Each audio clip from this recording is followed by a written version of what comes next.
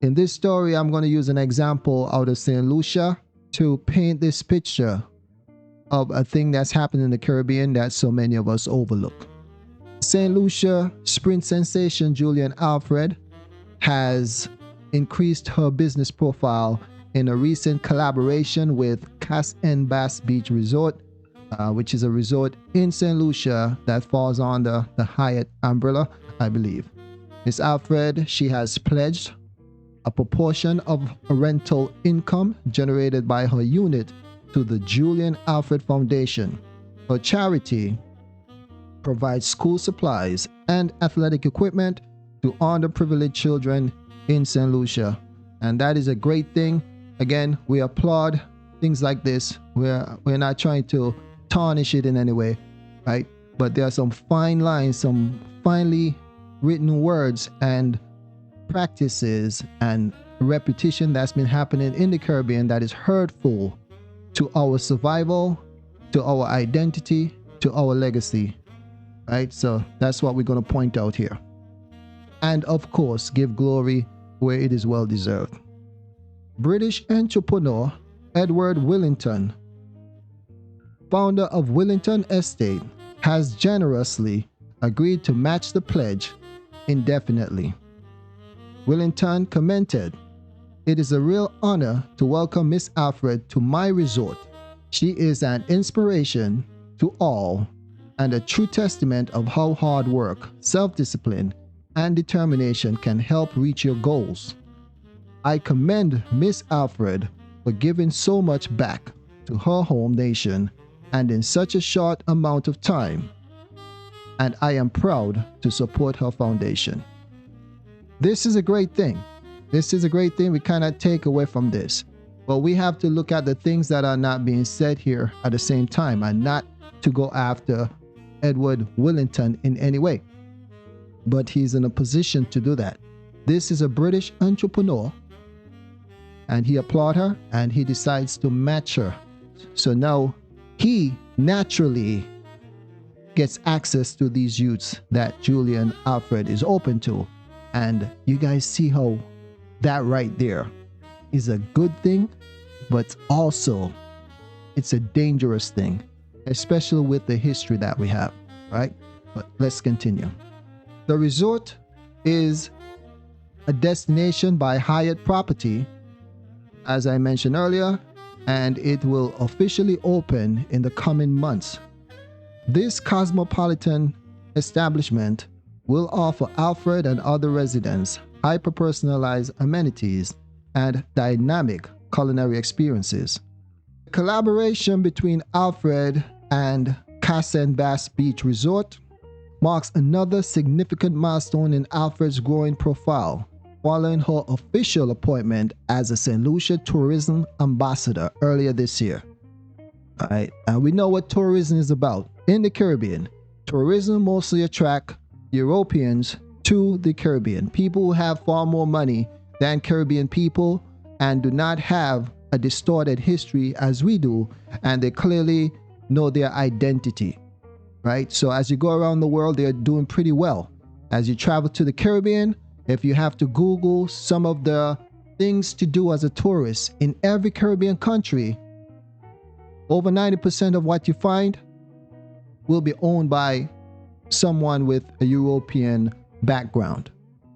So she being the face really benefits outside individual more so than inside individual. And as we know, the idea of having some type of Caribbean tropical exotic background sounds great to a lot of people. So some people move to the Caribbean and try to have their kids born there so that they can say that, oh, our kids are Caribbean people, or that we are Caribbean people. And in doing so, they get the same access to the land as everyone else. But the only difference, or real difference, is that they have certain connections that Caribbean people does not have. And many of times they have the type of money that Caribbean people don't. When Caribbean people move to the States or to the UK, it is not the same as when people from the United States or from the UK move to the Caribbean. They don't move to the Caribbean and go into the ghetto. Right? They don't move to the Caribbean and join the army or military in order for them to get up there. They move to the Caribbean and instantly many of them get into private school and they get the most expensive parts of the island. That's what happened. Another thing is this: culture. I've heard people in the past, people claim that they are pro our people, say that these individuals are the minority. But guess what? I've traveled to Europe in the recent past and I really do not see what they see. These people are flourishing. They're doing very well. They have a culture that is magnificent. I've been to some of their marketplaces, which is similar to Carnival. It is well laid out, very nice, and they're having a great time. And they sponsor their own Carnival and festivities. It is not like in the Caribbean when you look up who sponsor your Carnival shows, your Reggae Sunfest, and all these other major events that are sponsored by outside individual. People have the history, who are the descendants of those who own our ancestors. In these European countries, they sponsor their own activities. They keep their history alive. They have museums, they have statues, they have well-engineered facilities. And they teach their youngsters about their history boldly and confidently and with pride. And they look happy doing it. It's not the same in the Caribbean. In the Caribbean, we seem to bury our history, our culture. Somehow we have been convinced that in order to grow, we must forget about our ancestors, we must forget about our identity, we must forget about rebuilding or building our own home. They have convinced you that in order to grow, you have to join someone else or remain under their rulership. And no one will respect a people who can be so easily manipulated. And other people see this happening, and they see certain people get ahead by manipulating naive Caribbean people, and so they move into the Caribbean and do the same thing. That is why so many groups who stick together, they move to the Caribbean in small numbers. They move to certain countries in small numbers, and within a few years, they are at the top of the ladder. So, as thrilling and exciting as this story is, this is also another reminder to the Caribbean people, and the Caribbean men especially, that they are running circles around us. And it goes to the woman as well, because those men would not have been able to do that if their woman didn't have their back. While they were out doing whatever they were doing back in the days, their women were holding it down. And today, their women are still holding it down. One of my favorite artists, may he rest in peace, Black Stalin, had a song about Caribbean unity.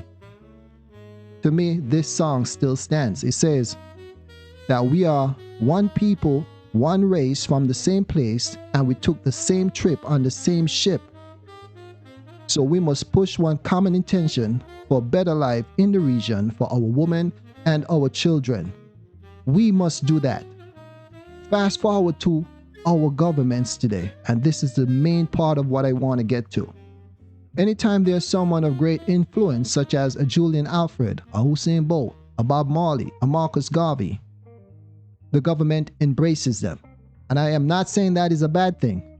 What I'm saying to the Caribbean vanguard is that there are two sides of the coins, of the coin, right? Because, you know, the government try to push this idea of being impartial, which in reality, they cannot be impartial if they continue to deny our history and to deny that the Caribbean man and woman are in the position we are in today. The entire Caribbean, including the government, we are in the position we are today because of a event that happened in history that many people try to overlook.